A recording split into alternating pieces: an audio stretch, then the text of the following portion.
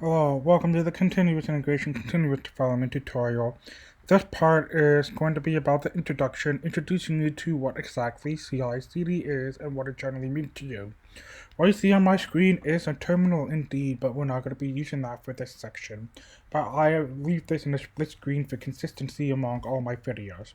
On the left side in the browser, which I'm scrolling through right now, is the tutorial page from the awesome work bootcamp that we hosted in February is certain. So we're going to go ahead to the introduction part. And the goal of the introduction is to explain what CI/CD is, and you'll be able to understand by the end of this video all the different resources to explore this more in depth to your own liking. Note that we don't particularly require that you use a particular solution. However, we will generally encourage GitLab for all the CI/CD work that we're doing in this tutorial. But there are other solutions which I will mention towards the end of this video.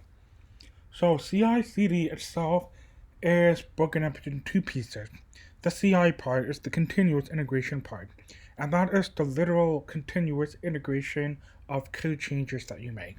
Those code changes could be, for example, analysis code, or code that you use for plotting in your offline analysis, maybe doing a statistical fit or doing some histogramming. It could be, for example, LaTeX code that you're using to write up a document and you want to make sure that the document still compiles or that you're not missing anything. It could be, for example, that you're building a website using HTML, CSS, and JavaScript or some other language such as Node or Ruby and so on, and you want to make sure that the website still builds in a way that you can deploy. Which leads to the second part, the CD part, the continuous deployment. And continuous deployment is about the literal continuous deployment of code changes. The idea is that as long as the CI passes, that you've done all the tests and checks that look great, then you can go ahead and deploy all of those changes live. Deploying is a general phrase where it can mean, for example, if you have analysis code and you pass all of your checks, such as your flow checks and your physics checks and so on, then you can go ahead and deploy it by sending it to the grid or some batch computing to process over a larger data set for you automatically. Similarly, if you are writing a document, you can imagine deployment being compiling a PDF and uploading it somewhere automatically for you to view, and so on. There are lots of different ways and different contexts in which CI/CD works, and if you have questions about it, feel free to ask me or any of the mentors. Now, at the end of the day, you can imagine this being sort of like a catch and release, almost like fishing, which is why I have a GIF here about it. And the idea here is that you want to be able to catch exceptions, but if there are no exceptions to catch, then you can go ahead and release the code in the wild, which is a little bit different than fishing in a way. So, imagine that the CI needs to be able to catch these break-in changes, but this is a little bit tricky because you can imagine that perhaps your first instinct is to parse the log file and look for errors or warnings. But how do you know that every tool that you use is going to be outputting errors or warnings in the same way? How do you even know that the tool you're using is going to print out an error or warning in the first place?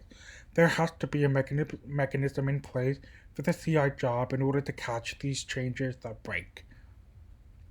Similarly, let's say that you want to be able to check it with some other code like, C++ versus LaTeX versus Python. There has to be a way to do it consistently.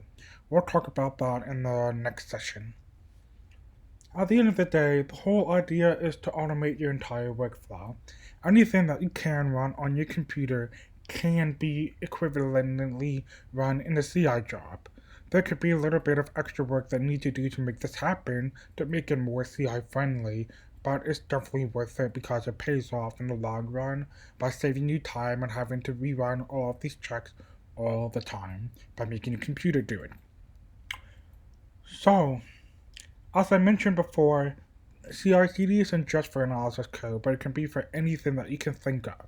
Anything that you want to be able to automate.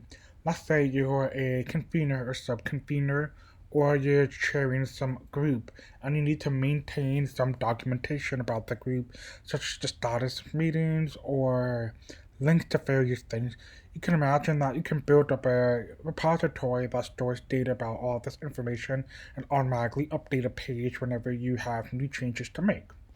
You can imagine it this way, you can version control pretty much everything you like.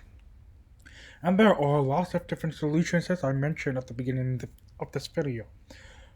We will generally encourage that we use the native GitLab CI/CD solution, which is built into GitLab in general. Now, there are other solutions, such as, for example, if you are using GitHub. And then there's Travis, Circle, all the way down to CodeFresh. And I made this list in order of the CI/CD environments that I like the most to CI/CD environments that I like the least. So, for example, if you are using CodeFresh, please don't. I'm not going to help you debug that. So again, for today's lesson, we will only be focusing on GitLab solution. However, all the concepts that will be taught today, such as pipelines, stages, jobs, artifacts, dependencies, caching, they all exist in some way or form across all of these different solutions, perhaps by the same name or different names. So, for example, GitLab has two features known as caching and artifact.